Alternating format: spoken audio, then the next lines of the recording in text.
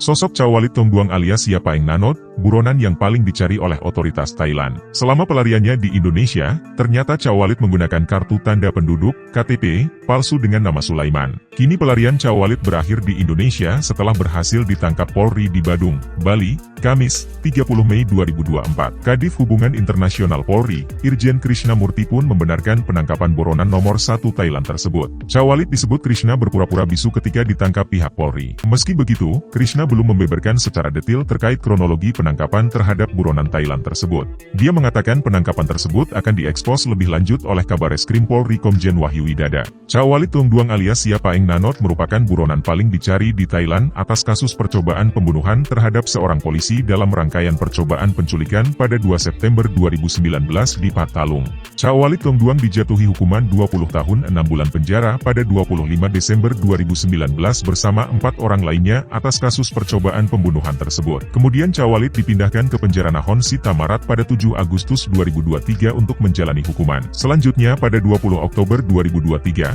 sipir membawa Chawalit ke rumah sakit di Nakhon Si Thammarat untuk melakukan perawatan gigi. Namun pemeriksaan kesehatannya ditunda, hingga ia pun jatuh dan dilakukan perawatan di rumah sakit tersebut. Saat itu, Chawalit dirawat dengan pengamanan ketat. Kakinya diborgol dan 2 sipir mengawasinya. Lalu, pada 22 Oktober 2023 Chawalit dilaporkan tidak ada di tempat tidurnya. Menyikapi hal itu, polisi Thailand melakukan perburuan terhadap Chawalit Tongduang hingga melacaknya ke tempat persembunyiannya di Pegunungan Bantat di Trang pada 8 November 2023. Baku tembak pun terjadi dan Chawalit Tongduang berhasil melarikan diri ke daerah pegunungan yang melintasi Provinsi Patalung, Trang, dan Satun. Meskipun dilakukan perburuan besar-besaran, narapidana tersebut berhasil menghindari penangkapan. Belakangan dikabarkan, ia diyakini meninggalkan Thailand dengan speedboat dari Satun. Dalam pelariannya, Chawalit Tongduang sempat merilis video yang mengaku telah diperlakukan tidak adil. Dia mengklaim dirinya adalah satu-satunya orang yang dihukum karena kejahatannya meskipun banyak tersangka lain yang terlibat. Dia juga mengklaim permohonan jaminannya dalam kasus pembunuhan yang tertunda belum ditangani secara adil. Kementerian Kehakiman Thailand menolak klaim tersebut mengingat catatan kriminalnya yang panjang. Selain kasus penembakan polisi, ia pun dituntut melakukan pembunuhan dan memiliki senjata api.